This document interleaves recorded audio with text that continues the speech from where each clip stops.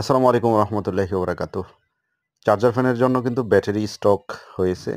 তো এটার পারফরম্যান্স জানার জন্য তো অবশ্যই আমরা লিটুকলা মেশিন ইউজ করছি। তারপর আমরা ফ্যানও কিন্তু একটা ইউজ করেছি ফ্যানে। ফ্যানের জন্য যে বিষয়টা হলো ফ্যানটা একবারে আপডেট কিছু নেট ইউজ করা হয়েছে খুবই ঘন এবং মোটা। আমার সামনে যে ফ্যানটা দেখতেছেন এই ফ্যানের নেটটা যদি একটু বলি প্রায় ৮০ স্টিকের নেট এবং খুবই ঘন এবং ডিজাইনের। তো অনেকেই কমপ্লেইন করে যে ভাই চার্জার ফ্যানের জন্য তো একটু ঘন নেট হলে দেখতে অনেক সুন্দর দেখা যাবে একটা ভালো কোয়ালিটি শেপ আসে আর কি।